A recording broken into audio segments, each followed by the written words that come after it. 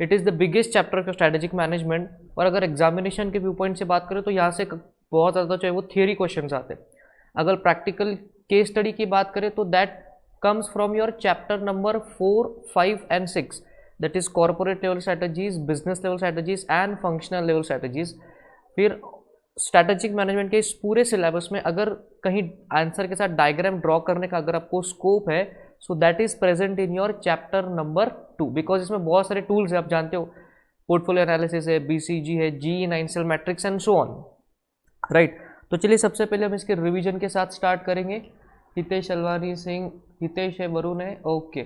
चलो now let us go ahead, फटाफट से हम लोग स्टार्ट करेंगे। तो ये रहा dynamics of your competitive strategy.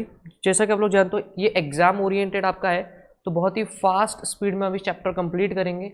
Like I am estimating कि ये कंप्लीट हो जाएगा लगभग 1 आवर 20 मिनट्स के आसपास इसका रिवीजन जो है कंप्लीट होगा।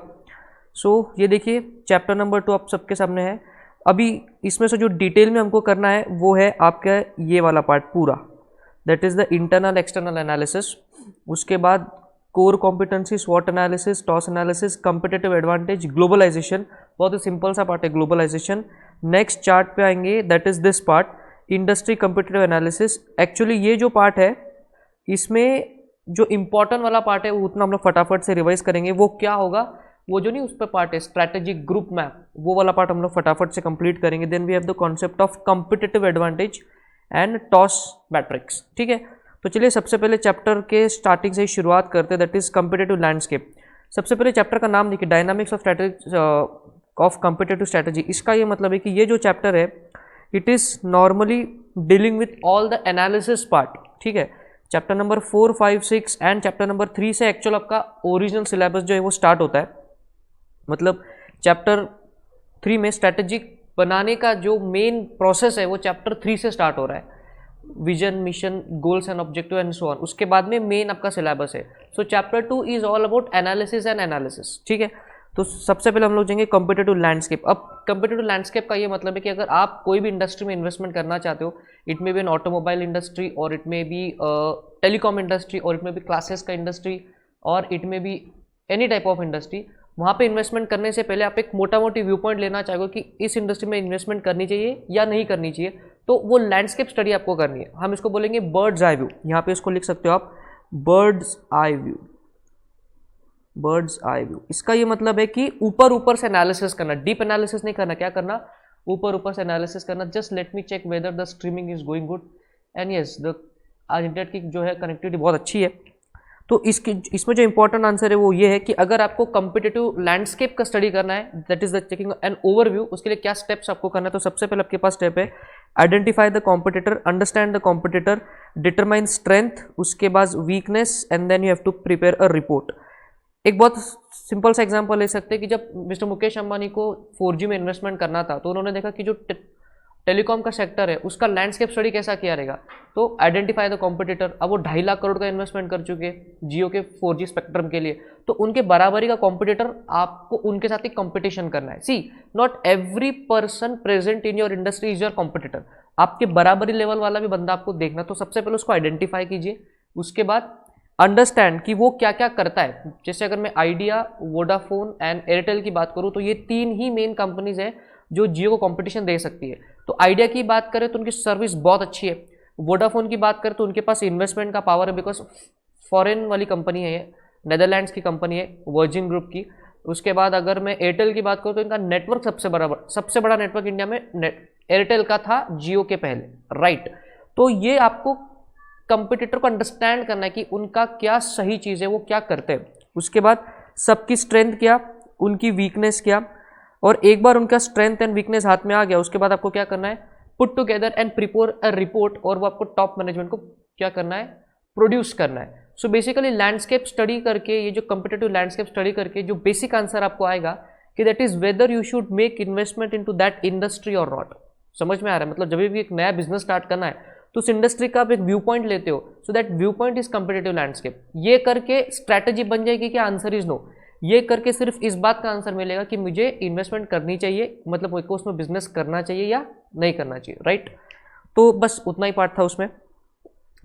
नेक्स्ट पार्ट जो चैप्टर का है वो फटाफट से हम लोग आगे बढ़ेंगे, ये वाला पार्ट इतना इंपॉर्टेंट सा नहीं है।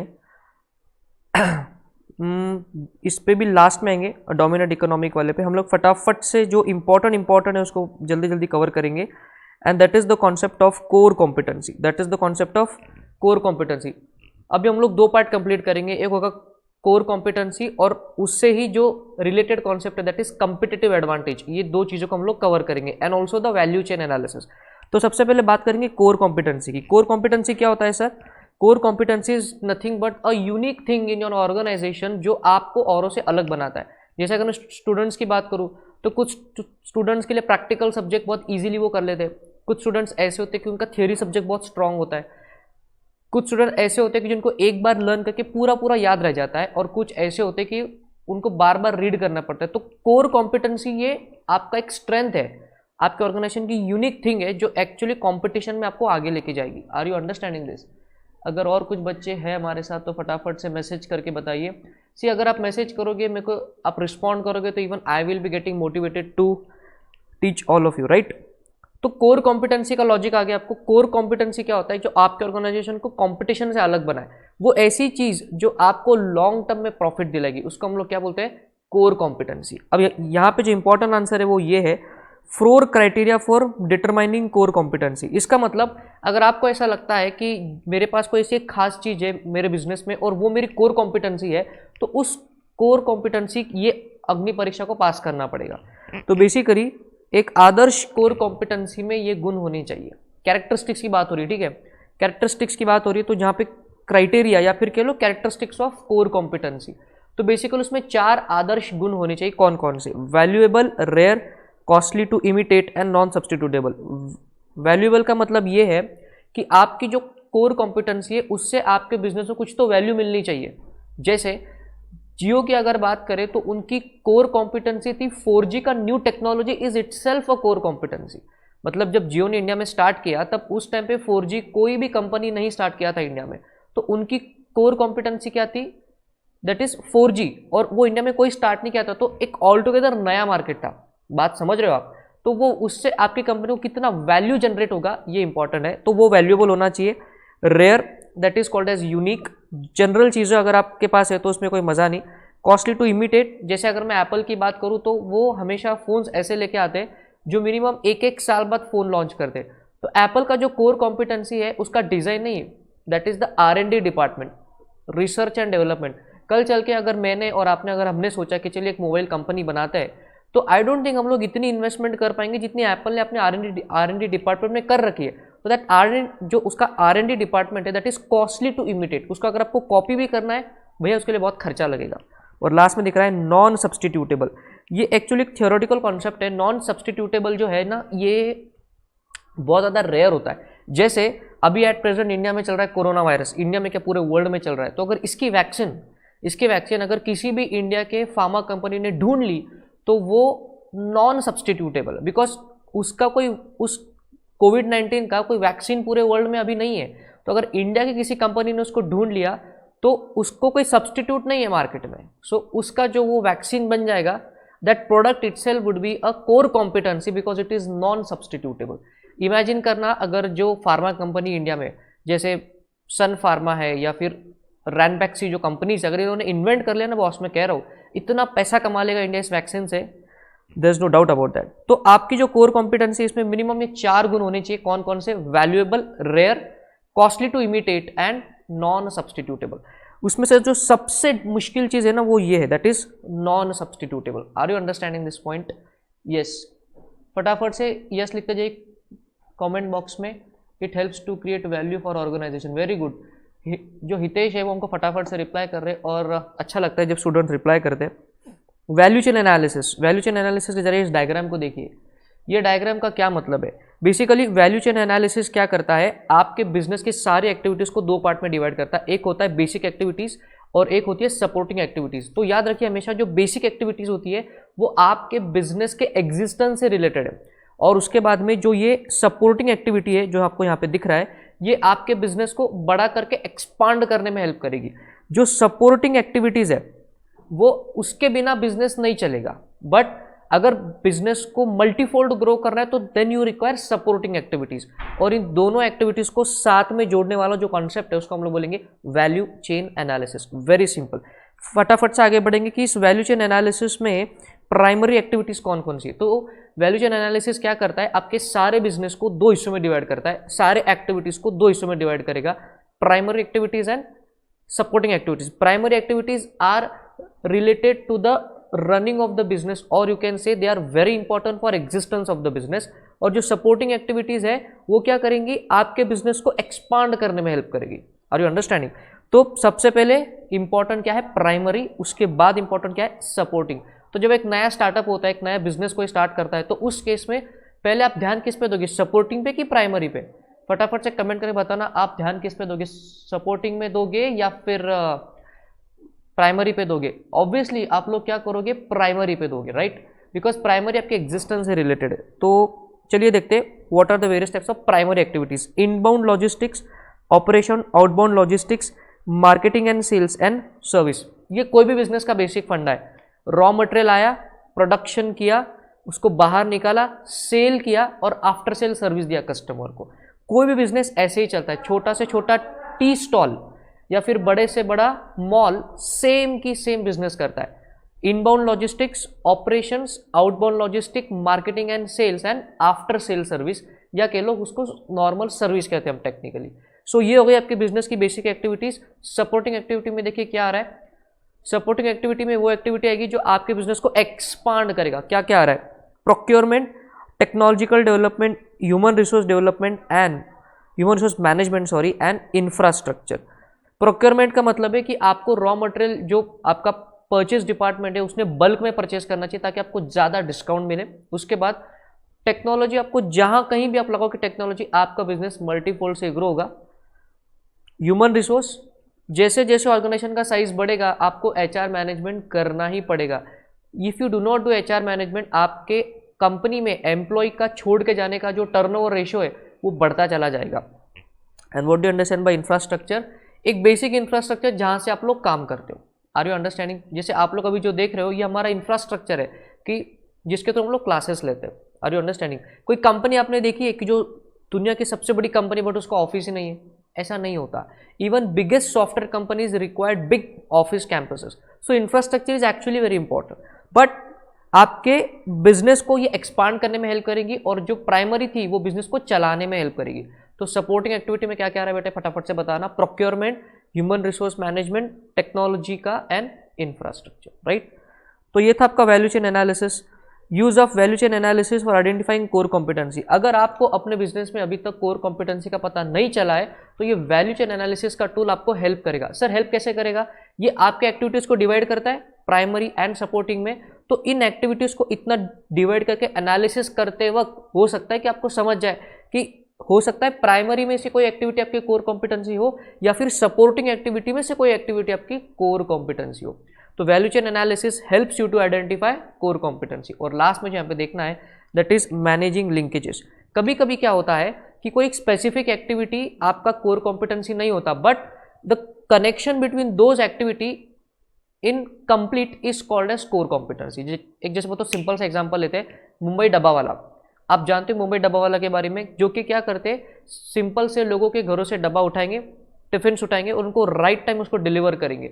अब उनका अगर आप देखो तो बिजनेस मॉडल बहुत ही सिंपल है, it's just a delivery business, but उसमें कोऑर्डिनेशन बड़ा इंपॉर्टेंट है कि राइट टाइम पे टिफिन उठाना चाहिए और राइट पर्सन को वो होना चाहिए डिलीवर।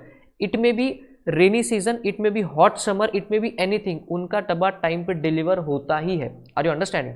तो बेसिकली उनके बिजनेस में कोर कॉम्पिटेंसी क्या है? It is not an activity, but it is the coordination among activities, and this coordination is called as managing linkages, right? तो कभी कभी core competency कोई specific चीज नहीं होती, it is just the managing और coordination of all the activities put together. तो ये था आपका core competency and the value chain analysis वाला पार्ट। यहाँ पे खत्म होता है फटाफट से। Are you with me? क्या आप लोग हमारे साथ है? Right. कॉम्पिटेटिव एडवांटेज की बात करेंगे जो कि एक उसी से रिलेटेड कॉन्सेप्ट है। सबसे पहले देखा कोर कॉम्पिटेंसी, अब बात करेंगे कॉम्पिटेटिव एडवांटेज। अब मुझे बताइए कॉम्पिटेटिव एडवांटेज का मतलब क्या होता है? कॉम्पिटेटिव एडवांटेज ऐसा एडवांटेज जो आपको कंपटीशन में आगे रखता है। Is it that way? To be very precise, competitive advantage का ये मतलब है कि अगर आप और आपका कॉम्पिटिटर, आप अगर एक दूसरे को कंपेयर करो और अगर आप उससे आगे हो, लेट अस से I am earning ₹1200 crore in a year और जो मेरा कंपिटिटर है वो 1000 करोड़ अर्न कर रहा है पूरे साल में, तो मैं जो एक्स्ट्रा 200 करोड़ अर्न कर रहा हूँ ना, that is my competitive advantage. दोनों का बिजनेस सेम है, दोनों का कस्टमर बेस इंडिया ही है, बट मेरा टर्नओवर इज 1200 करोड़, उसका टर्नओवर इज 1000 करोड़, तो मेरे को जो एक्स्ट्रा 200 करोड़ मिल रहा है, that is my competitive advantage. Are you understanding? So ये जो कंपिटिटिव एडवांटेज है ये नॉर्मली आता है दो चीजों से, that is resources and capabilities. एक होता है रिसोर्सेस और एक होता है कैपेबिलिटीज। सर रिसोर्सेस का क्या मतलब होता है? रिसोर्सेस का मतलब होता है, इवन अगर हम एक ऑर्गेनाइजेशन की बात करें तो उसका money, cash is a resource. Human जो उनके वहाँ पे जो लेबर्स काम करते हैं, मतलब नॉट लेबर्स, एम्प्लॉय जो काम करते हैं, वो उनका एक रिसोर्स हो सकता है। Capital investment is a resource. बहुत सारे जो एसेट्स उन्होंने ओपन अप करे हुए, उनका ऑफिस, उनकी ब्रांच ऑफिसेस, उनके distribution channel, production, machinery, all type of assets are resources. तो केवल रिसोर्सेज का होना ही इंपॉर्टेंट नहीं है, उस रिसोर्स का यूज भी होना चाहिए। जैसे आप लोग बच्चे हो, आपके पास रिसोर्स तो है, बट क्या आप उसका इस्तेमाल करते हो, इस पे आपका सक्सेस डिपेंड करता है। तो रिसोर्स होना और उसको यूज करने की कैपेबिलिटी होना, इन दोनों को जब आप साथ में लाते हो और इसको ऊपर कोर कॉम्पिटेंसी की चटनी लगाते हो, तो आपको जो सक्सेस मिलेगा उसका नाम है कॉम्पिटिटिव एडवांटेज। बात समझ में आ रही है? What is competitive advantage? Right. Hitesh Alwani कुछ बोलना चाहते थे, कोई बात नहीं, चलिए आगे बढ़ेंगे। अब इंपॉर्टेंट आंसर जो यहां से कॉम्पिटिटिव एडवांटेज में आ रहा है कि आपके रिसोर्सेस के कैरेक्टरिस्टिक्स कैसे होने चाहिए, और वी कैन से एक आदर्श रिसोर्स में क्या कैरेक्टरिस्टिक्स होने चाहिए। अब ये जो वर्ड है ना कैरेक्टरिस्टिक्स, इसके और 3 भाई है। मतलब अगर एग्जामिनेशन की बात करें तो इंस्टीट्यूट यहाँ पे थोड़ा सा शब्दों के साथ आपके साथ खेल सकता है। इंस्टीट्यूट क्या करेगा, कैरेक्टरिस्टिक्स के जगह पे लिख सकता है एट्रीब्यूट्स, आंसर सेम आएगा। उसके जगह पे लिखेगा the next one is called as features and the last word is called as properties. चाहे EIS हो और या फिर स्ट्रेटेजिक मैनेजमेंट हो, जहां जहां पे वर्ड कैरेक्टरिस्टिक्स आया उसकी जगह पे इंस्टीट्यूट कभी कभी इन 3 वर्ड को चेंज करके लिखता है। कौन से 3 वर्ड? कैरेक्टरिस्टिक्स की जगह पे एट्रीब्यूट्स या फिर फीचर्स या फिर प्रॉपर्टीज। आ गया समझ में? तो ये आप लिख लो। अब एक आदर्श आपके रिसोर्स में क्या क्या गुण होने चाहिए, तो सबसे पहला गुण है ड्यूरेबिलिटी। इसको रीड कर लेंगे, transferability, durability, transferability, imitability and appropriability. Durability का मतलब है जो आपका रिसोर्स है वो ड्यूरेबल चाहिए, मतलब आपने अगर उसमें इन्वेस्टमेंट करी है तो वो लंबा चलना चाहिए। ऐसा नहीं कि आज इन्वेस्टमेंट करी और 2 साल में खत्म हो गया, दिस इज नॉट द। अगर एक सिंपल एग्जांपल हो तो अगर आपने किसी, लेट अस से फॉर एग्जांपल आप एक बहुत बड़ी कंपनी हो और आपने किसी इंजीनियर को हायर किया है, बहुत ज़्यादा उसको एक अच्छे हाई सैलरी पैकेज पे अगर आपने उसको हायर किया है, तो even that engineer is a resource. अब ये लॉन्ग टर्म तुम्हारी कंपनी के साथ टिकना चाहिए, ऐसा वो रिसोर्स होना चाहिए। तो इट शुड बी ड्यूरेबल, मतलब लॉन्ग टर्म में तुमको फायदा मिलना चाहिए। शॉर्ट टर्म में अगर आप फायदा मिल रहा है बट वो फिर लॉन्ग टर्म में नहीं टिक रहा है, तो कंपनी में क्या होगा, एम्प्लॉय चेंज होंगे, राइट। तो आपका रिसोर्स ड्यूरेबल चाहिए। ट्रांसफरेबिलिटी का मतलब है कि आपके जो रिसोर्स है ना वो पोर्टेबल चाहिए। आपके रिसोर्सेस कैसे चाहिए? पोर्टेबल चाहिए। मतलब इन केस जैसे अगर आपको एग्जांपल याद आ रहा है तो पहले टाटा नैनो का फैक्ट्री वेस्ट बंगाल में था, उन्होंने वहां से उठा के उसको गुजरात में लगाया। अगर वो पोर्टेबल नहीं होता तो क्या होता, वेस्ट बंगाल में उनको कुछ अलग ही टर्म्स एंड कंडीशन पे बिजनेस करना पड़ता जो कि उनके लिए हानिकारक होता। तो आपको ऐसे रिसोर्सेज चाहिए जो इजीली एक जगह से दूसरी जगह ट्रांसफरेबल हो पाए, उसमें पोर्टेबिलिटी का फीचर चाहिए। Next is इमिटेबिलिटी। इमिटेबिलिटी का मतलब है, इसको थोड़ा सा निगेटिव सेंस में लीजिए, आपके रिसोर्स को इजीली कोई कॉपी नहीं करना चाहिए। वही आ गया कोर कॉम्पिटेंसी वाला, कॉस्टली टू इमिटेट, वही वाला फीचर है। और लास्ट में दिख रहा है एप्रोप्रिएबिलिटी। देखिए एप्रोप्रिएबिलिटी refers to the ability of the firm's owner to appropriate the returns on its resource base। मतलब कोई भी रिसोर्स में आप इन्वेस्टमेंट करते हो तो उस रिसोर्स का ROI कैलकुलेशन का हिसाब किताब आपके पास होना चाहिए। आप कॉस्टिंग में करते हो ना, एब्सॉर्प्शन कॉस्टिंग करते हो या फिर जो कॉस्ट होती है उसको अलग अलग सेंटर्स में एप्रोप्रिएट करते हो, उसको डिवाइड करते हो, तो आपका रिसोर्सेज पे भी वैसा होना चाहिए वो फीचर कि उसका हिसाब किताब करके उसका ROI कैलकुलेट करते आना चाहिए। सी वी आर कॉमर्स के स्टूडेंट्स, तो हमको ये हिसाब किताब वाला चीज़ 100% समझ में आना चाहिए। तो what are the characteristics of resources, durability, transferability, imitability and appropriability. What is value creation? Value creation का मतलब है कि जब भी आप कोई बिजनेस करते हो तो आप केवल अपने आप के लिए वैल्यू क्रिएट ना करें, अपने स्टूडेंट्स के लिए, नॉट स्टूडेंट्स के लिए, अपने कस्टमर्स के लिए भी वैल्यू क्रिएट करें। Because the more value create for your customers the more business you will get. Are you understanding? अगर आप एक कस्टमर को इतना सेटिस्फाई कर दो कि वो आपको छोड़ के ही ना जाए तो आपको रिपीट बिजनेस मिलते रहेगा। Are you understanding? So value creation जरूरी है कस्टमर के माइंड में। सिर्फ तुमको नहीं लगना चाहिए ऐसा कि तुम वैल्यू क्रिएट करो, कस्टमर को भी लगना चाहिए कि हाँ इसने मेरे लिए बहुत कुछ किया है। Are you understanding? तो ये वाली फीलिंग कस्टमर में भी आनी चाहिए और इसी चीज को हम लोग कहते हैं value creation, right?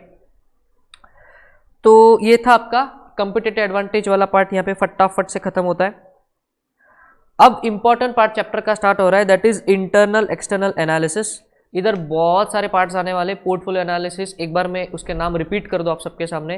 Portfolio analysis है, एक्सपीरियंस कर्व है, उसके बाद आपका स्ट्रैटेजिक बिजनेस यूनिट है, product life cycle, BCG matrix, उसके बाद GE 9 सेल है, फिर एक एनसॉफ वाला है, ऐसे और बीच में एक और, ऐसे टोटल 8 पॉइंट्स हैं, 8 अलग अलग टूल्स है जो आपको इस्तेमाल करने। तो सबसे पहले हम लोग जा रहे हैं पोर्टफोलियो एनालिसिस पे। पोर्टफोलियो ये नाम ही दर्शाता है, पोर्टफोलियो मतलब अ बास्केट ऑफ सिक्योरिटीज। अगर मैं स्टॉक मार्केट की बात करूं तो उसी लॉजिक से पोर्टफोलियो एनालिसिस का मतलब है जब ग्रुप कंपनीज होती है ना, ग्रुप कंपनीज जैसे Tata group, Reliance group, idea group, Birla group, इनमें बहुत सारे बिजनेस उनके एक ही ग्रुप में है। तो अगर आपके ऐसे अलग अलग बिजनेस के सेगमेंट है और उनका आप एक साथ एनालिसिस करते हो तो हम बोलेंगे आप जो कर रहे हो वो क्या है, पोर्टफोलियो एनालिसिस। जैसे रिलायंस की बात करें तो उनकी बहुत सारे बिजनेस आप देखिए, Jio is there, petrochemical is there, jewellery is there, entertainment is there, Reliance digital is also there, उसके बाद फुटप्रिंट इज देयर, उनका वो रिलायंस फ्रेश ग्रोसरी में भी वो है। तो आप बस नाम लीजिए उस बिजनेस में रिलायंस है, ज्वेलरी में भी है वो। तो इतने सारे बिजनेस का अगर मिस्टर मुकेश अंबानी एक साथ बैठ के टेबल पे एनालिसिस करेंगे तो जिस टूल का वो इस्तेमाल कर रहे हैं उसका नाम है पोर्टफोलियो एनालिसिस, राइट? ये था आपका पोर्टफोलियो एनालिसिस वाला पार्ट। तो बेसिकली ये जो पोर्टफोलियो एनालिसिस का टूल है, it is suitable for group company, it is suitable for group company. अगर तुम्हारा एक ही बिजनेस है तो उसमें तुम क्या है जो एनालिसिस करोगे उसको पोर्टफोलियो नहीं बोलेंगे, बिकॉज पोर्टफोलियो का मतलब होता है collection of things, right? Strategic business unit, SBU, strategic business unit मतलब आपके जो बड़ा बिजनेस है उसमें कोई एक छोटा सा यूनिट ऐसा है जो इन 3 टेस्ट को सेटिस्फाई करता है। आपके बिजनेस में एक छोटा सा यूनिट कोई भी हो, वो ऐसी चीज है कि जो ये 3 कैरेक्टरिस्टिक सेटिस्फाई करता है, और अगर उसमें ये 3 गुण है तो हम उसको बोलेंगे SBU। सर ये SBU पहचानने का क्या फायदा? ये SBU पहचानने का ये फायदा है कि अगर आपने आपके बिजनेस के एक छोटे से यूनिट को पहचान लिया कि भाई इसमें ये 3 गुण है, मतलब वो SBU है, तो हो सकता है कि वो जो छोटा पार्ट है उसको आप अपने एग्जिस्टिंग बिजनेस से बाहर निकालो, वो एक अलग बड़ा बिजनेस बन सकता है। ये होता है बेनिफिट SBU का। So what are the 3 characteristics of SBU examination के हिसाब से सबसे इंपॉर्टेंट पॉइंट? तो 3 पॉइंट। उस जो छोटा सा यूनिट है उसके होंगे separate set of competitor, separate goals and objectives and separate special management लगती है उसको हैंडल करने के लिए। Are you understanding? मतलब जैसे अगर आप किसी भी ई-कॉमर्स कंपनी का एग्जांपल ले लो, जब इंडिया में वो स्टार्ट हुई तो उसमें वो प्रोडक्ट की डिलीवरी पहले खुद करता था, फिर उसको पता चला कि ये जो डिलीवरी का बिजनेस है ये अपने आप में अलग दुनिया है, इसको मैनेज करने के लिए स्पेशल मैन पावर लगता है। डिलीवरी का goals and objective e commerce के गोल्स एंड ऑब्जेक्टिव से अलग है। डिलीवरी के कंपटीशन ई कॉमर्स से नहीं है, उसके कॉम्पिटिटर अलग है मार्केट में, राइट? तो delivery in itself can be a different business. तो टोटल ई कॉमर्स में दैट डिलीवरी वाली part is a strategic business unit. तो ऐसा आपको पहचानते आना चाहिए ताकि आप एक बिजनेस से बहुत सारे बिजनेसेस कर सको, राइट? आगे बढ़ेंगे फटाफट से। Experience curve. एक्सपीरियंस कर्व जैसा ये नाम सजेस्ट कर रहा है, it is talking about experience. Experience का ये मतलब है कि जैसे जब आपने रेगुलर क्लासेस ली होंगी स्ट्रैटेजिक मैनेजमेंट या फिर कह लो एंटरप्राइज इंफॉर्मेशन सिस्टम, उसी चीज को करने के लिए आपको ऐसे 7-8 दिन लगे होंगे। मतलब अगर मैं इस चैप्टर की बात करूं तो ये चैप्टर नॉर्मली जब मैं रेगुलर क्लासेस में पढ़ाता हूं तो मैं इसके लिए कम से कम 7 से 8 लेक्चर हमको लगता है इस चैप्टर को खत्म करने में, बट आज इसकी हम लोग रिविजन करेंगे 1 आवर 20 मिनट्स में। सो मेरे को तो इस चीज़ का एक्सपीरियंस है, मैं मेरी बात नहीं करो, मैं आपकी बात करो। आप एज अ स्टूडेंट इसी चैप्टर को एग्जाम के एक दिन पहले फटाफट से 1 घंटा में कंप्लीट करोगे। Are you understanding? This is happening because of the concept of experience curve. जब भी आप कोई चीज स्टार्ट करते हो उस चीज को करने में बहुत टाइम लगता है, over a period of time जो टाइम उस चीज को करने में स्टार्टिंग में लगा था उस चीज को आज करने में वही टाइम बहुत ही कम लगता है, because now you have gained the experience. तो सर ये जो कॉन्सेप्ट है ये बहुत ज़्यादा जो मेजर कंपनीज है वो इस्तेमाल करती है। अगर कोई एग्जिस्टिंग कंपनी कोई नया प्रोडक्ट लॉन्च कर रहा है तो एक्सपीरियंस कर्व का बेनिफिट उसको मिलेगा, बिकॉज उसको पता है कि प्रोडक्शन कॉस्ट को कैसे कम करना है, मार्केटिंग कॉस्ट को कैसे कम करना है, तो वो उसको बड़ी आसानी से कर लेगा। वहीं अगर एक नई कंपनी नया प्रोडक्ट लॉन्च करेगा तो उसके लिए थोड़ा सा डिफिकल्ट है। So basically it is all a part of mindset. तो ये था concept of experience curve. Next concept है आपके सामने प्रोडक्ट लाइफ साइकिल।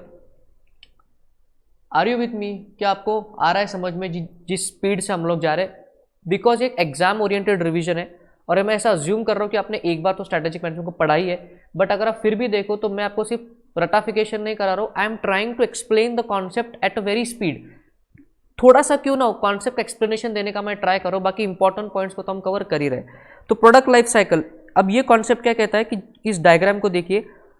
अभी एग्जामिनेशन के लिए टिप, अगर एग्जामिनेशन में ये आंसर आता है तो बेटा ये डायग्राम आपको ड्रॉ करना ही करना है, there is no choice.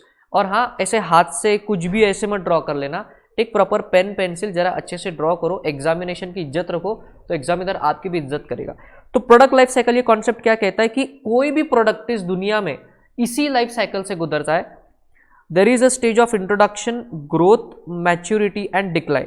What are the stages? Introduction, growth, maturity and decline. अब ये देखिए आप इसके, ये है एक्स एक्सिस और ये है वाई एक्सिस।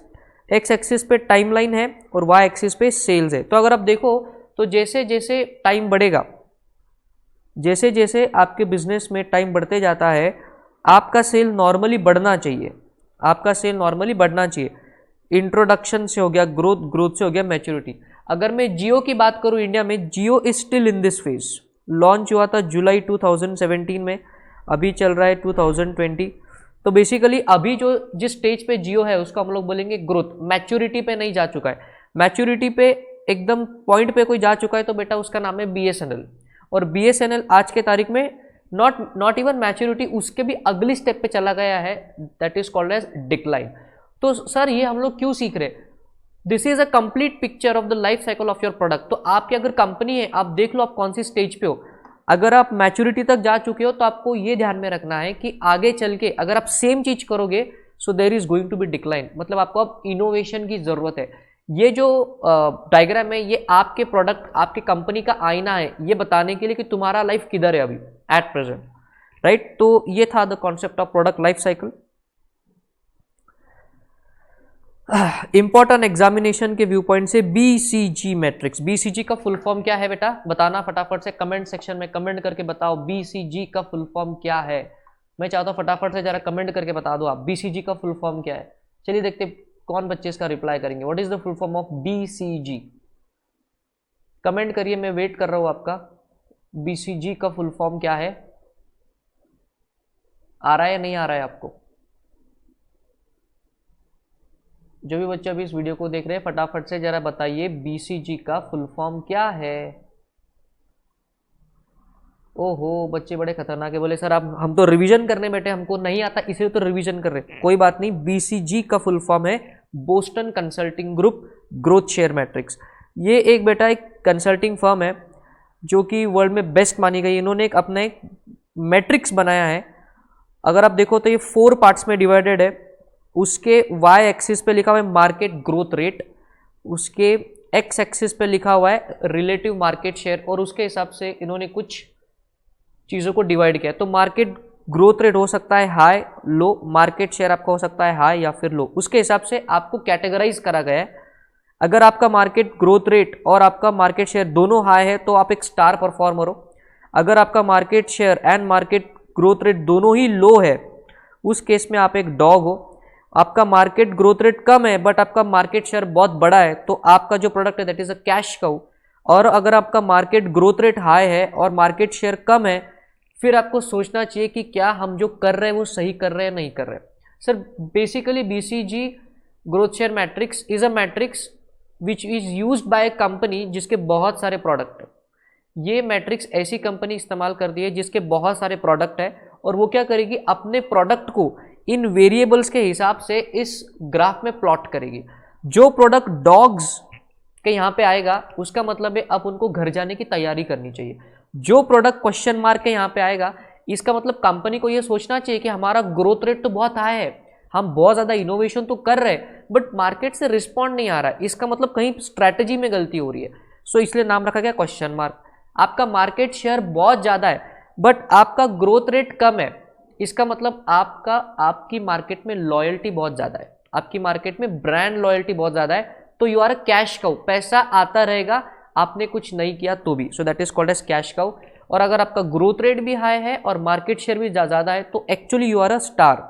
मतलब आप जितनी तेज़ी से इनोवेशन कर रहे हो, जितनी तेज़ी से नए नए प्रोडक्ट मार्केट में ला रहे हो, उतनी तेज़ी से मार्केट शेयर भी ग्रो हो रहा है, तो हम बोलेंगे आपका वो product is a star performer. Are you understanding this? Right.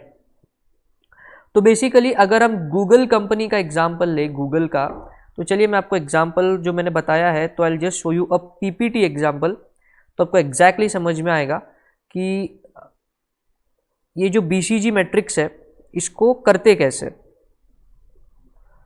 I just try to show that to you.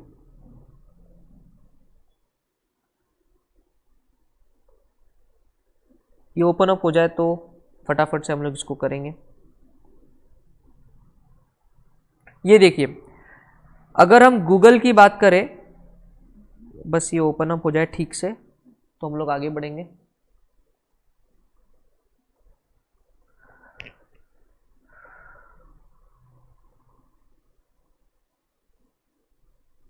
Google के प्रोडक्ट को बीसीजी मैट्रिक्स में अगर हम डालने का ट्राई करें तो देखिए, इसको थोड़ा सा फटाफट से आगे लेके जाऊंगा। इसका जो YouTube है at present it is very high, इसका मार्केट शेयर भी वीडियो स्ट्रीमिंग में सबसे ज़्यादा है, मार्केट ग्रोथ रेट भी हाई है, तो YouTube अभी एट प्रेजेंट कैसा है? स्टार परफॉर्मर है।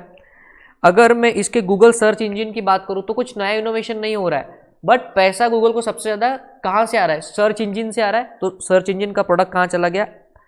आपके व्हाट यू कैन से कैश काउ में चला गया। गूगल ड्राइव अभी अभी पॉपुलर हुआ है बट फिर भी मार्केट शेयर नहीं है इतना मार्केट में, सो क्वेश्चन मार्क। और जो उनका प्रोडक्ट उन्होंने बंद कर दिया है उसका नाम है Orkut. Are you understanding this? तो देखिए, गूगल एक कंपनी, उसके 4 प्रोडक्ट 4 अलग अलग क्वाड्रेंट्स में, तो ऐसा बीसीजी मैट्रिक्स से आपका जान सकते हो कि बेसिकली आपके बिजनेस के जो अलग अलग प्रोडक्ट्स है वो कहाँ है और आपको उसके लिए क्या इंप्रूवमेंट करना चाहिए, क्या नहीं करना चाहिए। तो it is a analysis tool. अभी यहाँ पे इंपॉर्टेंट जो क्वेश्चन है वो कि स्ट्रैटेजी कौन सी परफॉर्म करोगे आप, कौन से टाइप के प्रोडक्ट के लिए कौन सी स्ट्रैटेजी यूज करना, ये भी कौन सजेस्ट कर रहा है? BCG matrix. क्या क्या है? Build, hold, harvest and divest. Build का मतलब है इन्वेस्टमेंट करो, फटाफट से प्रोडक्ट बढ़ाओ, तो बिल्ड नॉर्मली जो स्ट्रैटेजी है वो स्टार इस्तेमाल करते हैं। होल्ड जो स्ट्रैटेजी है वो कैश काउ वाले प्रोडक्ट पे आप इस्तेमाल कर सकते हो। हार्वेस्ट मतलब आपको जो क्वेश्चन मार्क वाला है ना, वहां से आप देखो कि हो सके तो वहां से पैसा निकालना स्टार्ट कर दो, बिकॉज उधर कुछ ग्रोथ तो हो नहीं रहा। एंड डाइवेस्ट का मतलब है सेल और लिक्विडेट दैट प्रोडक्ट। जैसे गूगल ने ऑर्कुट को बंद कर दिया बिकॉज फेसबुक ट्विटर आगे निकल गया। Are you understanding? तो ऑर्कुट को कुछ चला के मतलब ही नहीं था, तो ऑर्कुट का डॉग हो चुका था तो उन्होंने उसको बंद कर दिया। तो बीसीजी मैट्रिक्स की 4 स्ट्रेटेजीज कौन सी? Build, hold, harvest and divest. Star जो होगा वो क्या यूज करेगा? बिल्ड। कैश काउ कौन सा यूज करेगा? होल्ड। उसके बाद आपका जो व्हाट यू कैन से क्वेश्चन मार्क है वो कौन सा इस्तेमाल करेगा? हार्वेस्ट। और जो डॉग है वो कौन सा इस्तेमाल करेगा? डाइवेस्ट। राइट। वरुण एस बोल रहा है पीपीटी एग्जाम्पल के लिए, हितेश थैंक यू बोल रहा है। Okay right. अभी बात करेंगे एनसॉफ की। एनसॉफ भाई क्या बोल रहे हैं? एनसॉफ भाई बोल रहे कि अगर इन्होंने भी अपना एक मैट्रिक्स बनाया है, एनसॉफ मैट्रिक्स। एनसॉफ मैट्रिक्स इन्होंने क्या बोला? एनसॉफ जी ने बोला कि हम आपके एक्स एक्सिस और वाई एक्सिस, देखिए ये सारे strategies X axis Y axis में ही खेलते रहते हैं, इनको बड़ा मजा आता है। अगर आप एक कंपनी हो, new product new market, existing product existing market, इसके परम्यूटेशन कॉम्बिनेशन में कुछ स्ट्रैटेजीज आपको इस्तेमाल करनी है। जरा देखिए, एक्स एक्सिस पे हमने प्रोडक्ट को डिस्प्ले कर दिया, एग्जिस्टिंग प्रोडक्ट न्यू प्रोडक्ट, और आपके वाई एक्सिस पे बोल दिया एग्जिस्टिंग मार्केट्स न्यू मार्केट्स। तो बेसिकली ये एक क्वाड्रेंट है। अगर आपका एग्जिस्टिंग मार्केट में एग्जिस्टिंग प्रोडक्ट को बढ़ाना है तो आपको जिस स्ट्रैटेजी का इस्तेमाल करना है उसका नाम है बेटा मार्केट पेनिट्रेशन। मार्केट पेनिट्रेशन का मतलब होता है एग्जिस्टिंग मार्केट में घुसना है आपको, you have to make a very aggressive entry into that. तो उसके लिए उसका नाम लिखा हुआ है मार्केट पेनिट्रेशन। तो आप क्या कर सकते हो? एग्रेसिव एडवर्टीजमेंट करो, बहुत सारी ऑफर्स लेके आ जाओ, प्राइस को ड्रॉप कर लो, तो इससे क्या होगा, आप एग्जिस्टिंग मार्केट में एग्जिस्टिंग प्रोडक्ट को जोरदार बेचोगे।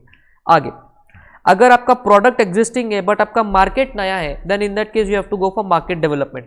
आपको प्रोडक्ट पे काम नहीं करना है, आपको नए मार्केट में जाके एग्जिस्टिंग प्रोडक्ट बेचना है। तो आपको क्या करना पड़ेगा, लेट अस से फॉर एग्जांपल ये जो लॉजिटेक का माउस है, अगर सपोज मैं इसका मैन्युफैक्चरर हूँ, अगर मैं तो नहीं हूँ, अगर मैं इसका मैन्युफैक्चरर हूँ, तो मैं अभी ये इंडिया में बेच रहा हूँ, अब मैं चाहता हूँ कि मैं इसको जाके बेचूँ श्रीलंका में, तो Sri Lanka will become a new market for me. तो मेरे को प्रोडक्ट डेवलपमेंट पे काम नहीं करना है, मेरे को श्रीलंका के मार्केट में अवेयरनेस फैलानी पड़ेगी कि मैं कौन हूँ, इस प्रोडक्ट में क्या खूबी है। तो मार्केट को डेवलप करना पड़ेगा इस प्रोडक्ट को बेचने के लिए, तो इसको बोलेंगे market development. Next, existing market में नया प्रोडक्ट लेके आ रहे हो तो 100% तुमको प्रोडक्ट डेवलपमेंट पे ही ध्यान देना पड़ेगा। Are you understanding? और लास्ट में, नया प्रोडक्ट न्यू मार्केट, तो बेसिकली आप क्या कर रहे हो, you are diversifying from the main stream. तो जो स्ट्रैटेजी का इस्तेमाल करोगे उसको हम लोग क्या बोलेंगे, डाइवर्सिफिकेशन। अगर आपको याद आ रहा है तो चैप्टर नंबर 4 में जो ग्रोथ एक्सपांशन की स्ट्रैटेजी है उसमें 3 टाइप थे, डाइवर्सिफिकेशन से होता है, मर्जर एक्विजिशन से होता है, और स्ट्रैटेजिक अलायंस से ग्रोथ होती है। तो उसी डाइवर्सिफिकेशन में 2 पार्ट है, इंटेंसिफिकेशन एंड डाइवर्सिफिकेशन। तो जो इंटेंसिफिकेशन में था, these were the 3 strategies under intensification. Concept connect हो रहा है, याद आ रहा है क्या? अरे जरा कमेंट में बताओ फटाफट, याद आ रहा है क्या तुमको? ओके, याद आ रहा है। तो ये भाई, ये थे एंसॉफ भाई, तो इसके रिलेटेड ये वाली strategy, ADL matrix, Arthur D little, not Stuart little. Arthur D little ने कुछ अपना अलग दिमाग लगाया। देखिए ये स्ट्रैटेजी या फिर ये मैट्रिक्स किसने डेवलप किया, आर्थर डी लिटिल। देखिए स्ट्रैटेजिक मैनेजमेंट की एक बात ध्यान में रखिए, जब भी एग्जामिनेशन में आपको कोई ऐसे स्ट्रैटेजिस्ट के नेम पे बेस्ड कोई कॉन्सेप्ट पे क्वेश्चन आता है, तो मेरी हाथ जोड़ के आपसे रिक्वेस्ट है कि अगर आपको उसका पूरा नेम आता है तो ही आपने उसका नेम लिखना है, अगर नहीं आता है तो नाम मत लिखो, गलत नाम मत लिख के आओ। एग्जामिनेशन में तो मार्क्स कम मिलेंगे, बेचारे वो स्ट्रैटेजिस्ट का ईगो हर्ट हो जाएगा। समझ में आ रहा है? जैसे लॉ के इसमें अब सेक्शन नंबर अगर तुमको नहीं आ रहा है तो what we suggest is you do not write it. उसी लॉजिक से स्ट्रैटेजिस्ट का अगर नाम नहीं आ रहा है तो we will suggest do not write that. और अगर आप देखो तो गिने चुने 4 से 5 ही स्ट्रैटेजिस्ट है आपके पूरे एसएम के सिलेबस में।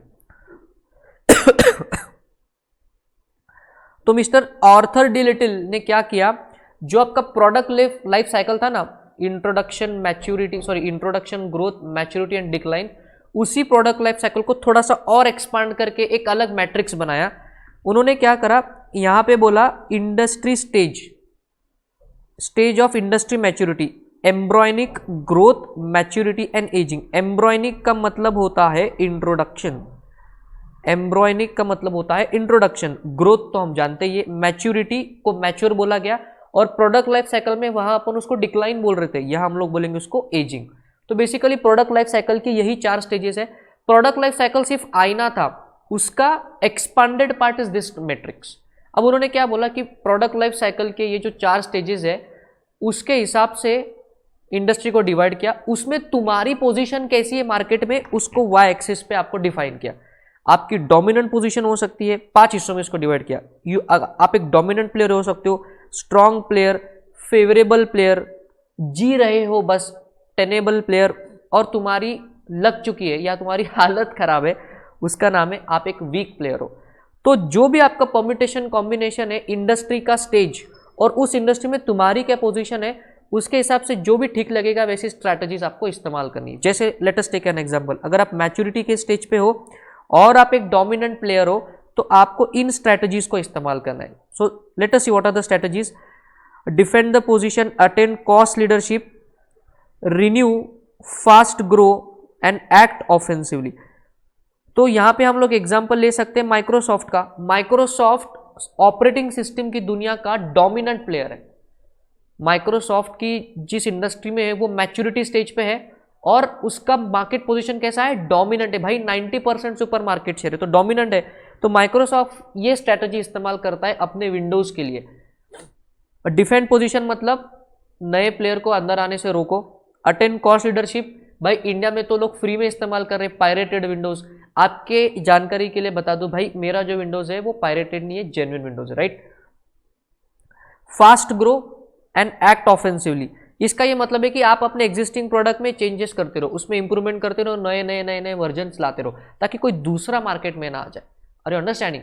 तो कुछ इस हिसाब से ये पूरा की पूरा टेबल है। अब आप इसको आराम से रीड कर लेना। अब इंपॉर्टेंट क्वेश्चन आपके लिए मन में कि सर अगर एग्जाम में 4 मार्क के लिए क्वेश्चन आता है तो क्या हमको ये पूरा की पूरा टेबल याद करना पड़ेगा क्या?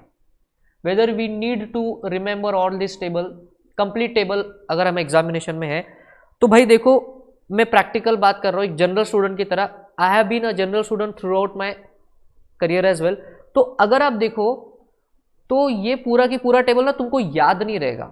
सो इट्स बेटर आपको इसको लिखना कैसे कि भैया इसका जो ओनर है या फिर इसका जो फाउंडर उसका नाम है आर्थर डी लिटिल, उसका नमस्कार करके अच्छे से लिखो कि ये कॉन्सेप्ट क्या है। फिर बोलो कि प्रोडक्ट लाइफ साइकिल पे बना हुआ है। फिर आपको बोलना है कि मार्केट पोजीशन को कैसे डिवाइड किया, उसमें आपकी पोजीशन को कैसे डिवाइड किया। और फिर बोलो कि some of the strategies suggested by mister Arthur D Little are so follows. और ये टेबल में जितनी भी स्ट्रैटेजीज तुमको याद आती है 7 से 8 स्ट्रैटेजीज लिख के आना, 7 से 8 स्ट्रैटेजीज लिख के आना। Are you understand? तो आपको लिखना कैसे है कि मार्केट में आपकी कंपिटिटिव पोजीशन और उस इंडस्ट्री के मैच्योरिटी स्टेज, इसके परम्यूटेशन कॉम्बिनेशन में कौन सी स्ट्रैटेजीज इस्तेमाल होनी चाहिए, इसका सजेशन एडीएल मैट्रिक्स में दिया हुआ है। तो write the answer of some of the strategies. जैसे लिखिए कि फास्ट ग्रो करिए, आपको रिन्यू करना है, हार्वेस्ट, टर्न अराउंड, ऐसे 7-8 नाम लिख के आ जाइए। That is it, that is enough. उसमें आपको जो है अच्छे खासे मार्क्स मिल जाएंगे। टू बी वेरी प्रैक्टिकल, ये पूरा की पूरा कॉम्बिनेशन में याद रहना जरूरी नहीं है। तो ये आपको मैंने बता दी इसकी ट्रिक। नेक्स्ट वाले पे आगे बढ़ेंगे, that is called the GE 9 cell matrix. GE 9 cell matrix, जैसा कि नाम सजेस्ट कर रहा है भाई, इसमें है 9 डिब्बे, इसमें है 9 डिब्बे। अब यहाँ पे आपकी इंडस्ट्री के अट्रैक्टिवनेस, मतलब आपके इंडस्ट्री के ग्रोथ को डिफाइन किया गया है। आपका इंडस्ट्री हाई ग्रोथ वाला है, मीडियम वाला है या लो ग्रोथ वाला है। उस इंडस्ट्री में तुम्हारी क्या पोजीशन है, तुम स्ट्रांग हो, एवरेज हो, वीक हो। अपने जो आर्थर डी लिटिल थे उन्होंने आपकी पोजीशन को 5 हिस्सों में डिवाइड किया था, इन्होंने आपके हिस्से को, आपकी पोजीशन को 3 हिस्सों में डिवाइड किया। जो आर्थर डी लिटिल ने तुमको वाई एक्सिस पे बताया था उसी चीज को G9 सेल में एक्स एक्सिस पे, राइट। तो अगर एग्जाम में ये क्वेश्चंस आते हैं, इसको मैं रिपीट कर रहा हूं, एग्जामिनेशन में अगर इस टूल्स पे क्वेश्चन आते हैं ना, तो take the freedom, draw the diagram draw करो पेंसिल वगैरह लेकर के, 2 मिनट जाएगा, बट एग्जामिनर पे जो तुम्हारा इंप्रेशन गिरेगा ना भाई, वो 1 नंबर होगा। समझ में आ रहा है क्या? Are you understanding to what I am saying? Okay, I guess आपको समझ ही रहा है मैं क्या कह रहा हूं। ओके, चलिए G9 सेल, इसमें ऐसा 9 सेल मैट्रिक्स क्यों बोला गया? बिकॉज 3x3 का परम्यूटेशन करो, कॉम्बिनेशन करोगे तो 9 स्ट्रैटेजीज आपके पास निकल करके आती है। बेसिकली स्ट्रैटेजी 3 ही है, grow, hold and harvest. Grow, hold and harvest, ये 3 ही स्ट्रैटेजीज है, बट अलग अलग कॉम्बिनेशन के हिसाब से।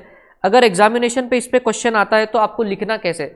सबसे पहले लिखो कि general electric company and McKinsey consulting, इन दोनों ने मिलकर इस G9 सेल को बनाया। देखिए, McKinsey and company and general electric company, इन दोनों ने मिलके इस G9 सेल को बनाया है। आपको दोनों का नाम लिखना पड़ेगा। सिर्फ G ने बनाया या सिर्फ मैकेंसी का नाम लिखेगा तो दूसरे का ईगो हर्ट हो जाएगा। वापस रिपीट कर रहा हूं, राइट। ये स्ट्रैटेजी जो है यहाँ पे ट्रैफिक लाइट्स के जैसा ये काम करता है, बिकॉज अब देखिए रेड, ग्रीन, येलो कलर है। उसके बाद जो आपकी इंडस्ट्री है उसके ग्रोथ रेट को हाई, मीडियम, लो पे डिवाइड किया गया। उस इंडस्ट्री में तुम्हारी पोजीशन को स्ट्रॉन्ग, एवरेज और वीक में डिवाइड किया। उसके हिसाब से परम्यूटेशन कॉम्बिनेशन में आपकी स्ट्रैटेजीज को सजेस्ट किया गया। Are you understanding? अब बेसिकली ये स्ट्रैटेजी क्या है इसको हम लोग नहीं डिस्कस करेंगे, बिकॉज आप लोग ये चीज़ जानते ही हो। उसको समझाने में हम लोग टाइम वेस्ट नहीं करेंगे, बट इंपॉर्टेंट पॉइंट, इसका मतलब मैंने आपको समझा दिया, बराबर। तो BCG मैट्रिक्स एक अलग चीज़ है, उसके बाद Ansoff product growth share matrix अलग चीज़ है, उसके बाद ADL मैट्रिक्स अलग चीज़ है, और G9 सेल अलग मैट्रिक्स है, राइट। एक और इंपॉर्टेंट बात जो मुझे आपको नोट करवानी थी, एग्जामिनेशन में मैंने कुछ क्वेश्चंस देखे पास्ट एग्जामिनेशन के, उसमें ऐसा लिखा था, right a short note on product growth share matrix. उन्होंने वर्डिंग्स का इस्तेमाल किया था, right a short note on product growth share matrix. तो बच्चे कंफ्यूज हो गए कि हम BCG का लिखे या एनसॉफ का लिखे। BCG मतलब वो star, dog, question mark, cash का वाला, और एनसॉफ का मतलब product development, market development, diversification, market penetration. तो प्रोडक्ट ग्रोथ शेयर मैट्रिक्स ये नाम बीसीजी का है, जरा जाके देखिए यहां पे क्या नाम है, सॉरी एनसॉफ है,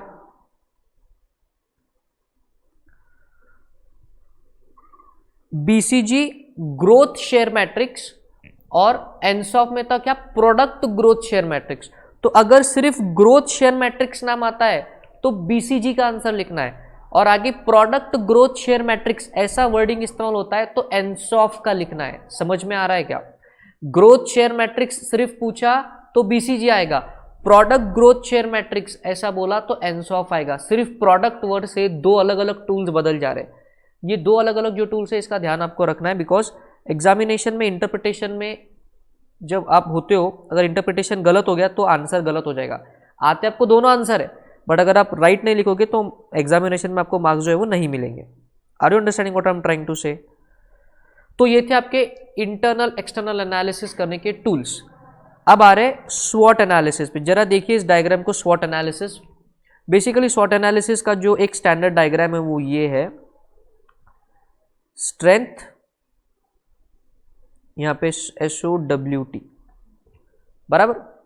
सॉरी, अरे गलती हो गई, इसको रब करेंगे, भावनाओं में बह गए यहाँ पे, राइट। ये एक स्टैंडर्ड डायग्राम है आपके स्वॉट एनालिसिस का, जहाँ पे S stands for strength, W stand for weakness, O stands for opportunities and T stands for strength. ये जो है स्वॉट एनालिसिस इज बेसिकली एक सिचुएशनल एनालिसिस। स्वॉट analysis is a situational analysis, मतलब अगर आप एक नया प्रोडक्ट लॉन्च कर रहे हो तो that product launch is a situation. अगर आप किसी कंपनी को अक्वायर कर रहे हो तो that acquisition is a situation. अगर आप अपने बिजनेस में स्प्लिट अप कर रहे हो, अपने बिजनेस को स्प्लिट कर रहे हो तो that splitting up of a business is a situation. तो बेसिकली स्वॉट analysis is a situation related analysis. समझ रहे हो? It cannot be an overall analysis, it changes as per situation. Situation को देख के उसमें तुम्हारा स्वॉट एनालिसिस करके फिर तुमको स्ट्रैटेजी को डिसाइड करना है। तो ये है आपका स्वॉट एनालिसिस, जिसमें आपके जो ऊपर के दो है स्ट्रेंथ एंड वीकनेस, ये आपका इंटरनल एनालिसिस है, और अपॉर्चुनिटी एंड थ्रेट आपका एक्सटर्नल एनालिसिस है। आपका कंट्रोल सिर्फ और सिर्फ स्ट्रेंथ या वीकनेस पे है, अपॉर्चुनिटी एंड थ्रेट पे तुम्हारा कंट्रोल नहीं है। अपॉर्चुनिटी आउटसाइड है, उसको तुम्हारे कंट्रोल में नहीं है ना opportunity, and also threat you can not control that threat. But yes, strength तुम्हारी इंटरनल है और जो वीकनेस है वो भी तुम्हारी इंटरनल है। तो बेसिकली ये इंटरनल एंड एक्सटर्नल एनालिसिस करने का एक टूल है। बट स्वॉट एनालिसिस अपने आप में कुछ कमी रखता है। स्वॉट एनालिसिस क्या करेगा, आपको सिर्फ strength, weakness, opportunity and strength निकाल करके आपको दे देगा कि ये अगर है एक स्पेसिफिक सिचुएशन, उस सिचुएशन को देखते हुए उसमें तुम्हारी स्ट्रेंथ क्या, तुम्हारी वीकनेस क्या, तुम्हारे लिए अपॉर्चुनिटी क्या और तुम्हारे लिए थ्रेट क्या, ये आपको रिपोर्ट कार्ड बना के दे देगा। बट इस रिपोर्ट कार्ड पे कौन सी स्ट्रैटेजी बनाना ये स्वॉट एनालिसिस नहीं बताता। इस एनालिसिस पे कौन सी स्ट्रैटेजी लगाना ये स्वॉट एनालिसिस नहीं बताता। इसीलिए स्वॉट एनालिसिस के आगे का जो वर्जन है उसका नाम है TOWS analysis. So basically TOWS analysis and स्वॉट analysis are used in combination. SWOT analysis is the back end and TOS analysis is the front end. SWOT analysis analysis करके देगा और TOS एनालिसिस क्या करेगा, SWOT एनालिसिस के basis पे strategy decide करने में तुम्हारी हेल्प करेगा। तो ये था आपका एक्सप्लेनेशन ऑफ SWOT एनालिसिस। इसमें इंपॉर्टेंट क्वेश्चन क्या क्या है, types of strategies and SWOT analysis का सिग्निफिकेंस क्या है। अभी आप बोलोगे सर अभी तो आपने 1 मिनट पहले बोला कि कोई स्ट्रैटेजी सजेस्ट नहीं करता। हाँ, मैंने सही बोला। आप जरा देखिए कौन सी टाइप की स्ट्रैटेजी बोल रहा है भाई। बोल रहे कि कॉर्पोरेट लेवल स्ट्रैटेजी बनाओ, बिजनेस लेवल बनाओ, फंक्शनल लेवल बनाओ एंड ग्लोबल स्ट्रैटेजी बनाओ। तो एग्जैक्टली क्या करो ये नहीं बोल रहा है, वो सिर्फ एक गाइडलाइन देता है। स्ट्रैटेजी एग्जैक्टली क्या होनी चाहिए ये आपका टॉस एनालिसिस बनाएगा। तो स्वॉट एनालिसिस अपने आप में अधूरा है, उसको पूरा कौन करेगा, toss analysis. Important question from examination view point, what is स्वॉट analysis and what is the significance of स्वॉट analysis, ये आंसर आएगा। What is SWOT analysis and why SWOT analysis is important, answer ये आएगा। कभी कभी केस स्टडी बना के देंगे कि एक फलाना ढिमका कंपनी ने SWOT एनालिसिस किया या उसने करना चाहिए, तो तुम एज ए स्ट्रैटेजिस्ट बताओ कि SWOT एनालिसिस क्यों करना चाहिए। तो क्यों करना चाहिए, तो ये आंसर है। सो इसमें 3 ही पॉइंट है। सबसे पहला पॉइंट है, it provides a logical framework, it presents a comparative account and it guides the strategist in strategy making. It provides a logical framework, framework का मतलब होता है स्टैंडर्ड, जैसे accounting standard, standard on auditing, इनको देख करके आप काम करते हो, तो स्वॉट एनालिसिस का रेफरेंस ले करके तुम स्ट्रैटेजी बनाओ। सो एक लॉजिकल फ्रेमवर्क आपको प्रोवाइड करेगा स्ट्रैटेजी बनाने में। आगे comparative account, sir what is comparative account, ये स्ट्रेंथ और वीकनेस को कंपेयर करता है एक्सटर्नल से, that is opportunity and threat. तो इंटरनल और एक्सटर्नल दोनों फैक्टर्स को कंबाइन आपको कंपेयर करके बताएगा, तो कंपैरेटिव अकाउंट प्रोवाइड करता है। और ये स्ट्रैटेजी को गाइड करेगा, ये देखिए गाइड द स्ट्रैटेजिस्ट, मेरी बात प्रूव हो गई, मैंने बोला ये सिर्फ गाइडलाइन देता है, स्ट्रैटेजी का यूज करना स्वॉट एनालिसिस नहीं बताता, तो ये सिर्फ गाइडलाइन देगा। किसको देगा गाइडलाइन, स्ट्रैटेजिस्ट को। किसको देगा गाइडलाइन, स्ट्रैटेजिस्ट को। तो ये था आपका एक्सप्लेनेशन स्वॉट एनालिसिस से related. Let me just see whether the internet connectivity and the streaming is going correct, okay it's going great. आगे बढ़ते हुए, ये जो है ये सिर्फ रीडिंग का पार्ट है कि स्ट्रेंथ क्या होती है, वीकनेस क्या होती है and so on. Toss analysis, जैसे कि हम बात कर रहे थे, बहुत ही ज्यादा इंपॉर्टेंट हो गया ये। इंटरनल की जगह पे यहां पे एक्सटर्नल आएगा, ठीक है, एक्सटर्नल एलिमेंट्स। तो toss analysis is more practical. Toss analysis में भी ये जो वर्ड है ना, ST SOWT, यहां पे भी S stands for strength, W stands for weakness, O stands for opportunity and T stands for threats. ये आपको स्वॉट एनालिसिस ने एनालिसिस करके दिया। इसके आगे की स्टेप क्या है आपका, टॉस एनालिसिस। तो देखिए यहां पे क्या क्या नाम है, maxi maxi, mini maxi, maxi mini and mini mini. इसका मतलब मैक्सी मैक्सी आपको कब करना है, स्ट्रेंथ एंड अपॉर्चुनिटी को इस्तेमाल करके आपको स्ट्रैटेजी बनानी है, that is called strength opportunity. आपकी स्ट्रेंथ आपको पता है, मार्केट में नया अपॉर्चुनिटी है, दोनों को मिला करके आपको दोनों को मैक्सिमाइज करना है। मैक्सी मैक्सी का मतलब है मैक्सिमाइज, तो स्ट्रेंथ भी मैक्सिमाइज होगी और अपॉर्चुनिटी भी मैक्सिमाइज होगी। वीकनेस एंड अपॉर्चुनिटी, वीकनेस को मिनिमाइज करना, अपॉर्चुनिटी को मैक्सिमाइज करना। एक एग्जांपल दूंगा, कोई भी एक क्वाड्रेंट का आपको चीजें समझ में आ जाएंगी। पहले मैं इसको एक बार रीड कर लूं। Strength and threat, strength maximize, threat minimize, और जहां पे दोनों निगेटिव है that is called as mini mini. आपको मिनी मिनी स्ट्रेटेजी लगानी, मतलब वीकनेस को मिनिमाइज करो और थ्रेट को भी मिनिमाइज करो, ठीक है। अब देखते हैं मैक्सी मैक्सी स्ट्रेटेजी का एक एग्जांपल लेंगे, आपको चीजें समझ में आएंगी।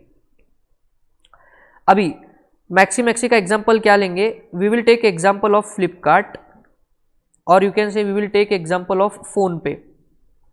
नहीं, फ्लिपकार्ट ने इसको यूज किया तो फ्लिपकार्ट से आपको एग्जांपल को समझाएंगे।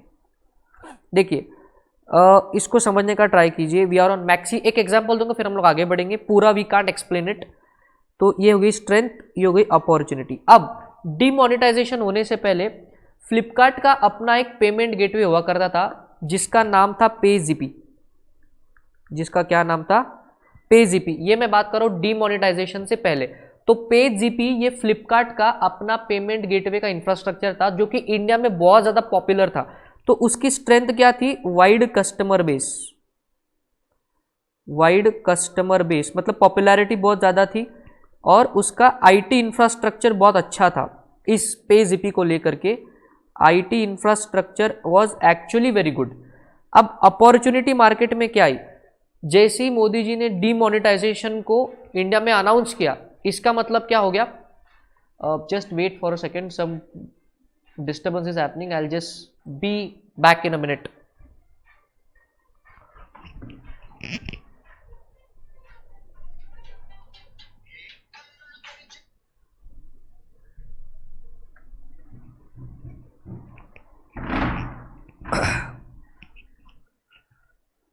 Yeah, so we are back. Sorry for the some technical glitch आ गया था बीच में। सो मैं बात कर रहा था कि फ्लिपकार्ट का जो पेजीपी था वो डीमोनेटाइजेशन के पहले उसका वाइड स्प्रेड उसका कस्टमर बेस था, उसका आईटी इंफ्रास्ट्रक्चर अच्छा था, तो ये उसका स्ट्रेंथ है। जैसे ही डीमोनेटाइजेशन अनाउंस हुआ, मार्केट में आ गया new opportunity that digital payments का ट्रेंड इंडिया में बढ़ गया। तो increase in digital payment trend and launch of UPI platform, launch of UPI platform, unified payment interface. India में इसका ज़्यादा जोरदार लॉन्चिंग हुआ और क्योंकि डीमोनेटाइजेशन हो गया तो लोगों के हाथ में कैश खत्म हो गई, तो उनको डिजिटल पेमेंट करना कंपलसरी हो गया। तो मार्केट में अपॉर्चुनिटी क्या आया, यूपीआई का लॉन्चिंग एंड डिजिटल पेमेंट का अवेयरनेस। तो फ्लिपकार्ट का स्ट्रेंथ क्या था, एग्जिस्टिंग पेजीपी का इंफ्रास्ट्रक्चर और उसकी पॉपुलैरिटी। मार्केट में नया अपॉर्चुनिटी क्या आया, डिजिटल पेमेंट का अवेयरनेस। इन दोनों को कंबाइन करके अपनी स्ट्रेंथ को मैक्सिमाइज किया और अपॉर्चुनिटी को टैप करते हुए फ्लिपकार्ट ने मार्केट में लॉन्च कर दिया फोन पे। तो फोन पे जो आप आज यूज करते हो, इसी फोन पे के पापा है पेजीपी, उसी का इंफ्रास्ट्रक्चर ने फ्लिपकार्ट ने उसको रिन्यू करके नया नाम दे दिया फोन पे। अब इस फोन पे में पेजीपी का ही सब कुछ इन्वॉल्व है, IT infrastructure and also UPI payment भी उसी से होते हैं। तो देखिए क्या किया आपने, मार्केट के अपॉर्चुनिटी को भी मैक्सिमाइज किया और खुद के स्ट्रेंथ को भी यूज किया। तो मैक्सी की स्ट्रेटेजी आपने इस्तेमाल करी। तो बताना कमेंट सेक्शन में कमेंट करके ज्यादा प्रैक्टिकल कौन है, टॉस एनालिसिस की स्वॉट एनालिसिस। बताना फटाफट से, ज्यादा अच्छा कौन है, स्वॉट एनालिसिस की toss analysis. 100% toss analysis, right. Okay, तो ये था आपका टॉस मैट्रिक्स, जिसमें ऐसे टाइप की स्ट्रेटेजी आपको मिलती है। और लास्ट का जो है ग्लोबलाइजेशन, इसके तो क्या ही कहने। जैसा कि आपको ये इमेज दिख ही रहा है, ग्लोबलाइजेशन का कॉन्सेप्ट क्या क्या बोलता है कि आज टेक्नोलॉजी की वजह से आपकी कंपनी की ज्योग्राफिकल लिमिटेशन जो है वो खत्म हो गई है। आपको अगर एक ट्रूली ग्लोबल कंपनी बनना है तो आपको 2 टेस्ट को सेटिस्फाई करना पड़ेगा। आपको अगर ट्रूली ग्लोबल कंपनी बनना है तो आपको इस 2 टेस्ट को सेटिस्फाई करना पड़ेगा। वो 2 टेस्ट कौन सी, बच्चे कुछ कमेंट कर रहे। ओके, हितेश ने बोला है TOWS analysis goods, that's the right answer. आगे मैं बात कर रहा था ग्लोबलाइजेशन की। तो ग्लोबलाइजेशन में अगर आपको बोलना है कि मेरी कंपनी ग्लोबल कंपनी है तो हम आप पे 2 टेस्ट लगाएंगे। अगर इन 2 टेस्ट में आप सेटिस्फाई होते हो तो हम बोलेंगे कि तुम्हारी कंपनी ग्लोबल कंपनी। क्या है वो 2 test, the company commits itself heavily with several manufacturing locations round the world and offers products in several diversified industries. इसका मतलब तुम्हारी कंपनी ग्लोबल तभी होगी जब ये चीज होगी, आपके बहुत सारे जगह मैन्युफैक्चरिंग यूनिट्स चाहिए और आपका बिजनेस डाइवर्सिफाइड सेगमेंट में चाहिए। इसको हम बोलेंगे, तब आप क्या बनोगे, ग्लोबल कंपनी। और दूसरी test, the company's ability to compete in domestic market with foreign competitors. सिर्फ बाहर जाके बिजनेस नहीं करना है, आपके होम ग्राउंड पे भी तुम सचिन तेंदुलकर चाहिए। समझ में आ रहा है क्या। जैसे अगर मैं Amazon.com की बात करूं तो Amazon is truly global company because Amazon USA है, बट वो चाइना में भी है, इंडिया में भी है, ऑलमोस्ट वर्ल्ड के हर कंट्री में Amazon बिजनेस करता है। तो और डाइवर्सिफाइड कैटेगरी में बिजनेस कर रहा है तो उसके operations all over the world है। तो पहली कंडीशन सेटिस्फाई होती है। दूसरी, Amazon का होम ग्राउंड कौन सा है, यूएसए। यूएसए में Amazon दूसरी ई कॉमर्स कंपनी से भी बड़ा है। मतलब भले ही अलीबाबा चाइना से Amazon को टक्कर देने यूएस में आया है, but still US is more bigger than Alibaba in USA as well. Are you understanding this.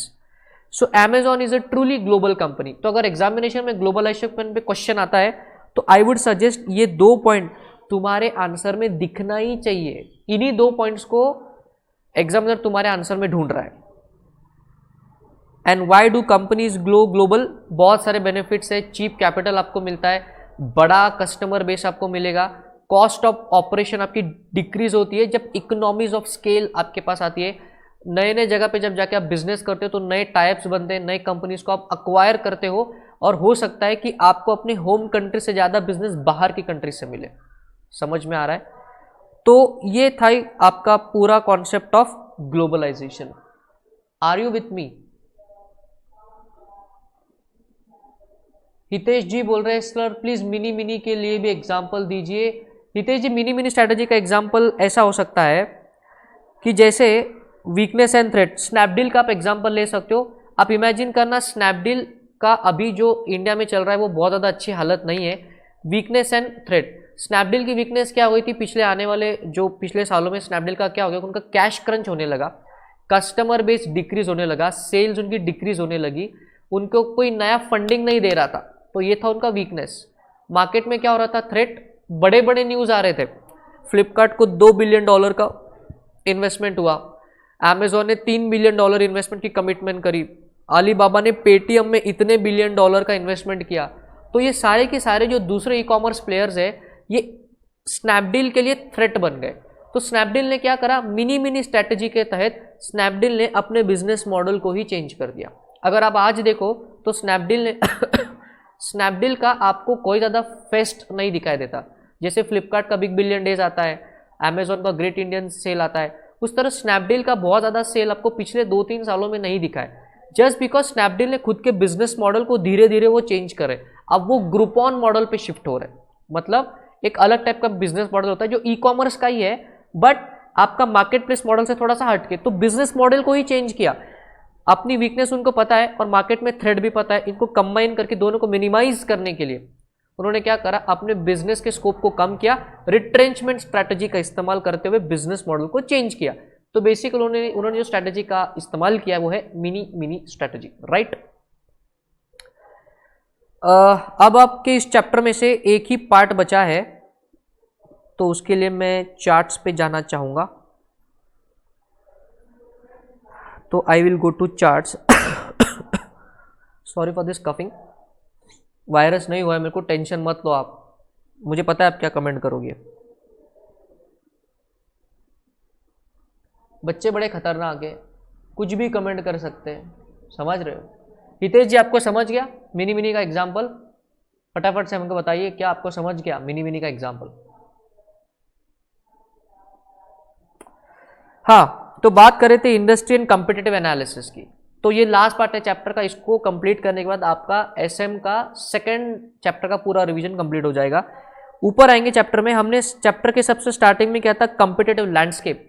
उसका मैंने आपको क्या बोला था कि it is a bird's eye view, it is a bird's eye view. मतलब किसी भी इंडस्ट्री में इन्वेस्टमेंट करने से पहले उस इंडस्ट्री का एक मोटा मोटी व्यू पॉइंट लेना is called as a what, landscape का स्टडी। बट अब उसका डिटेल में जो एनालिसिस आप करोगे एक्चुअल इन्वेस्टमेंट से पहले, that concept is called as industry and competitive analysis, industry and competitive analysis. इसका मोटा मोटी तौर पे हम लोग डिस्कशन करेंगे और इसका जो इंपॉर्टेंट पार्ट है उसको हम लोग डिटेल में करेंगे। Dominant economic features of the industry. अभी लेट अस से फॉर एग्जांपल हम ऑटोमोबाइल इंडस्ट्री में इन्वेस्टमेंट करना चाहते हैं, तो इस इंडस्ट्री के डोमिनेंट इकोनॉमिक फीचर कौन से? जैसे आपको स्पेयर पार्ट के सप्लायर कहाँ से मिलेंगे, आपको गवर्नमेंट का लाइसेंस कहाँ से मिलेगा, आपको फैक्ट्री कहाँ सेटअप करनी है, सेज का परमिशन मिलेगा या नहीं मिलेगा, बराबर। फिर मार्केट में डिमांड कैसा है, फ्यूल गाड़ियों को लेकर के डिमांड है या इलेक्ट्रिक गाड़ियों को लेकर के डिमांड है। अभी ये डिमांड नॉर्थ इंडिया में ज़्यादा है या साउथ इंडिया में ज़्यादा, इसका ओवरऑल डिमांड कैसा है। फिर आपके सप्लायर, आपके डीलर कौन होंगे, आप खुद गाड़ी अपने स्टोर में बेचोगे या डीलर के थ्रू उसको बेचोगे। ऐसे ये इकोनॉमिक फीचर को आपको स्टडी करना पड़ेगा, बिकॉज इसमें से एक भी फीचर कोई चेंज होता है तो आपके ओवरऑल इंडस्ट्री पे इसका इफेक्ट होता है। तो ऐसे डोमिनेंट इकोनॉमिक फीचर को आपको समझना पड़ेगा। Next, nature and strength of competition. आपके इस इंडस्ट्री में कितनी कंपटीशन है। जैसे हम लोगों ने क्या सोचा, हम क्या स्टार्ट करेंगे, ऑटोमोबाइल इंडस्ट्री। तो इसमें से बहुत लोग हैं, महिंद्रा है, मारुति सुजुकी है, हुंडई है, होंडा है, Toyota is there, Renault is also there, then you have the new MG, Morris Garages की भी आ गई कार्स बहुत सारी कुछ इस हिसाब से, Nissan is also there. Triggers of change. Triggers of change मतलब वो ड्राइविंग फोर्सेस है आपके ऑर्गेनाइजेशन, आपके इंडस्ट्री में, कि जिसके चेंज होने से पूरी इंडस्ट्री पे इफेक्ट हो सकता है। जैसे अगर मैं ऑटोमोबाइल इंडस्ट्री की बात करूं तो अगर इंडिया के जो ऑटोमोबाइल सेक्टर के ट्रांसपोर्ट वाले जो मिनिस्टर है, उन्होंने अगर एक ऐसा स्टेटमेंट किया था इन द ईयर 2018 कि बाय द ईयर 2025 और 24 इंडिया के सारे सड़कों पे चलेगी सिर्फ और सिर्फ इलेक्ट्रिक व्हीकल्स। समझ रहे हो। तो इसका क्या मतलब है कि अब ज़्यादा प्रोडक्शन किसका होना चाहिए, इलेक्ट्रिक व्हीकल का। तो सारे जो कॉम्पिटिटर है मार्केट में पट पट पट पट पट पट इलेक्ट्रिक प्रोडक्ट को बनाने लग जाएंगे। मेरी बात को समझो। तो ऐसे जो ट्रिगर्स ऑफ चेंज है उसको आपको आइडेंटिफाई करना पहले से ही। अभी हमने इन्वेस्टमेंट करी है क्या, नहीं, हम लोग क्या देख रहे हैं अभी, analysis part. Identify strong and weak competitors. Identify strong and weak competitor, ये आपने ऊपर भी किया था। और इसी स्ट्रॉन्ग एंड वीक कॉम्पिटिटर में एक पॉइंट आ रहा है और जिसका नाम, जो आंसर का नाम है strategic group map. Strategic group map, strategic group map. तो बेसिकली ये एक मैप होता है, आप अपने इंडस्ट्री का एनालिसिस यहाँ पे करते हो, ये 2 वेरिएबल मैप होता है। यहाँ पे आप क्या प्लॉट करोगे कि आपके इंडस्ट्री के, चलिए आपको एक काम करते हैं, नोट से दिखाते हैं तब आपको समझ में आएगा। स्ट्रेटेजिक ग्रुप मैप,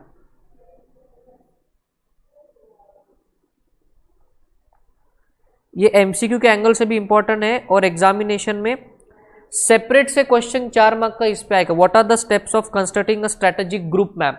तो हमारी ऑटोमोबाइल इंडस्ट्री है, तो सबसे पहले क्या करेंगे, identify the competitive characteristics that differentiate firm in the industry. अब हमारी इंडस्ट्री कौन सी है, ऑटोमोबाइल इंडस्ट्री। इस ऑटोमोबाइल इंडस्ट्री में कौन कौन से कॉम्पिटिटर है, Toyota, Hyundai, Honda, Maruti Suzuki, उसके बाद रिनॉल्ट है, एमजी मतलब मॉरिस गैरेजेस है, उसके बाद महिंद्रा इज ऑल्सो देयर, उसके बाद मारुति सुजुकी बता दिया, और कौन सी कार बच गई, तो निसान एंड ऑल, ये बहुत प्लस लग्जरी ब्रांड भी तो है, Audi, BMW, Mercedes and so on.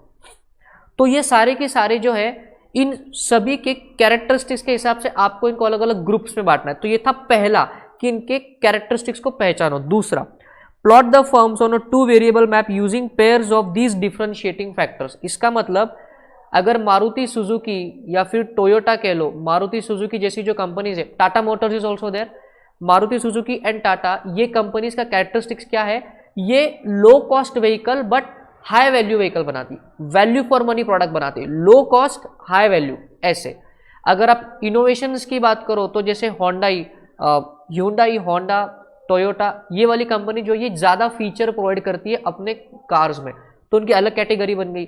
Luxury brands, Audi, BMW, Mercedes, आप बोलोगे सर लैम्बोर्गिनी वो भी है, बट वो एक्स्ट्रा लग्जरी व्हीकल्स है। हम ऐसी बात करेंगे जो जनरलाइज आपके और हमारे कंपटीशन की बात हो रही है, राइट। तो लैम्बोर्गिनी से तो पहले दिन अपन कंपटीशन करेंगे नहीं, हाँ बीएमडब्ल्यू, ऑडी इनसे हो सकता है। तो उनको उनके कैरेक्टर्स के हिसाब से अलग ग्रुप बनाइए। देखिए नाम क्या है, स्ट्रैटेजिक ग्रुप मैप। तो सबसे पहले कैरेक्टरिस्टिक्स को पहचाना, फिर ये जो भी लिस्ट हमने बनाई इसमें से जिनके सिमिलर कैरेक्टरिस्टिक्स है उनको अलग अलग अलग ग्रुप में डाल दिया और उनको 2 वेरिएबल मैप पे डाल दिया हमने। Assign firms that fall in about the same strategy space to same strategic group, वही वाला। और लास्ट में इनके मार्केट शेयर के हिसाब से, अगर ये है, इनके मार्केट शेयर के हिसाब से सर्कल्स आपको ड्रॉ करने हैं। वो मार्केट शेयर सर कहाँ से मिलेगा, वो आपको मार्केट से स्टडी करके मिलेगा। तो अब जितने भी सर्कल्स यहाँ पे भर गए हैं, देखिए जरा, मार्केट शेयर के जितने भी सर्कल्स यहाँ पे भर गए हैं, इसका मतलब इतना मार्केट ऑलरेडी ऑटोमोबाइल इंडस्ट्री में कंज्यूम्ड है। फिर जितनी भी जगह खाली है उतना तुम्हारा मार्केट तुम्हारे लिए अवेलेबल है। समझ में आया। तो बेसिकली स्ट्रैटेजिक ग्रुप मैप करने का फायदा ये है कि आपको कॉम्पिटिटर पता चलते हैं, उनकी स्ट्रेंथ कैरेक्टरिस्टिक्स के आप हिसाब से उनको ग्रुप में डालते हो, उनके मार्केट शेयर के हिसाब से उसको सर्कल करते हो, और उस कंप्लीट ग्राफ में जहां भी जगह खाली बच गई, मतलब that is where you should do your business. और उतना मार्केट शेयर तो तुमको मिनिमम आना ही चाहिए। समझ में आ गया। तो इसको बोलेंगे स्ट्रैटेजिक ग्रुप मैप। ऐसे क्रिएट करते हैं। बड़ा ही इंपॉर्टेंट आंसर है एग्जामिनेशन के व्यू पॉइंट से। सेपरेटली 4 मार्क का क्वेश्चन इस पे आ सकता है, कई बार आया भी है, तो उसका इंपॉर्टेंट मार्क कर लेना। फिर हम लोग आगे बढ़ेंगे आपके चार्ट्स पे से ही। कहाँ गए charts? Moves of the rival. अपने कॉम्पिटिटर के मूव को पहचानना बड़ा जरूरी है। सिर्फ खुद की स्ट्रैटेजी बनाना और उसी को इंप्लीमेंट करने में कोई मजा नहीं। राइवल क्या कर रहा है, राइवल क्या कर रहा है उसको भी देखना आपको बहुत ज्यादा जरूरी है, बिकॉज उसकी स्ट्रैटेजी से हो सकता है कि आप एक काउंटर स्ट्रैटेजी बनाइए, राइट। KSF स्टैंड्स फॉर की success factors. KSF stands for की सक्सेस फैक्टर। की सक्सेस फैक्टर का ही दूसरा नाम है कोर कॉम्पिटेंसी। तो अगर आपको आपके बिजनेस में पहचानना है कि मेरे की सक्सेस फैक्टर क्या है, तो आप खुद से कीजिए 3 सवाल। खुद से कीजिए 3 सवाल, और इन तीनों सवालों का जो जवाब आएगा वो जवाब आपके की सक्सेस फैक्टर है। सबसे पहला सवाल क्या, जो कस्टमर है वो तुमको क्यों चूज करेगा तुम्हारे कॉम्पिटिटर को छोड़ के। अगर मैं कस्टमर हूं और तुम सेलर हो, और तुम भी सेलर हो और मुझे दूसरा ऑल्टरनेट मार्केट में अवेलेबल है, तो तुम में ऐसी क्या खास बात है कि मैं तुमको चूज करूंगा, तुम्हारे कॉम्पिटिटर को नहीं चूज करूंगा। वो खास बात इज योर की सक्सेस फैक्टर। अगला क्वेश्चन, ऐसे कौन से रिसोर्सेस एंड कैपेबिलिटीज तुम्हारे पास है जो तुमको लॉन्ग टर्म में हेल्प करेगी ये तुमको एक्स्ट्रा सर्विस देने के लिए, दैट इज योर की सक्सेस फैक्टर। और लास्ट में तुमने ऐसा कुछ प्लानिंग किया है कि ये जो तुम्हारे पास अभी मार्केट शेयर है उसको लॉन्ग टर्म सस्टेनेबल बनाने की तुमने क्या प्लानिंग करी है, राइट? कोई भी बिजनेस हम बोलते हैं ना गोइंग कंसर्न, तो लॉन्ग टर्म सस्टेनेबिलिटी के लिए तुमने क्या प्लानिंग किया है? इन 3 खतरनाक सवालों के जो भी जवाब तुमको आएंगे वो जवाब इज योर की सक्सेस फैक्टर। तो एग्जामिनेशन के व्यू पॉइंट से ये एमसीक्यू के लिए बड़े इंपॉर्टेंट है। वो पूछ सकते कौन से सवाल है जो केएसएफ के लिए पूछने पड़ते हैं। तो बहुत सिंपल है, why your customer will choose you over your competitor, second what resources and capabilities you have, and third what you have plan for long term sustainability. ये 3 क्वेश्चन, इन 3 क्वेश्चन के जो भी आंसर आएंगे वो क्या है आपका की सक्सेस फैक्टर, सिंपल। और लास्ट में है prospects and financial attractiveness of the industry. जब भी आपको इंडस्ट्री में इन्वेस्टमेंट करते हो उसके फ्यूचर को देखो, उसके फ्यूचर को देखो। जैसे अगर हम लोग ऑटोमोबाइल इंडस्ट्री की हम लोग बात कर रहे थे कि हम गाड़ी बनाने का काम करेंगे, बट ऑटोमोबाइल इंडस्ट्री में अगर आप देखो तो अगर हम सिर्फ फ्यूल कार को मान के चले तो फ्यूल कार का ना बहुत ज़्यादा फ्यूचर नहीं है, बिकॉज आगे आने वाला ज़माना कौन सा है, इलेक्ट्रिक का। तो अगर हम पहला ही प्रोडक्ट हमारा हाइब्रिड प्रोडक्ट लॉन्च करें कि जो कि फ्यूल पे भी चले और इलेक्ट्रिक पे भी चले, then we have taken a smart decision, because fuel car वाला जो इंडस्ट्री है उसका ग्रोथ अब क्या होने वाला है, डिक्लाइन होने वाला है, और जो इलेक्ट्रिक कार का जो मार्केट है उस इंडस्ट्री में जबरदस्त ग्रोथ आने वाली है। तो ऐसा फिनेंशियल अट्रैक्टिवनेस आप देखो, कौन सी इन्वेस्टमेंट में, कौन सी इंडस्ट्री में कम इन्वेस्टमेंट में ज़्यादा रिटर्न मिलेगा, उधर आपको इन्वेस्टमेंट करना चाहिए। ऐसा कौन बोल रहा है, मैं नहीं कह रहा हूँ, ये एनालिसिस कह रहा है, राइट? ओके, तो ये था complete revision of your chapter number 2 जो कि हमने कंप्लीट किया है लगभग 1 घंटे 13 मिनट्स में, बिफोर डेडलाइन इसको हमने अच्छे से कंप्लीट किया है, राइट? तो जो भी बच्चे फटाफट से कमेंट करके बताइए आपको हमारे एसएम की रिवीजन की सीरीज कैसे लगी।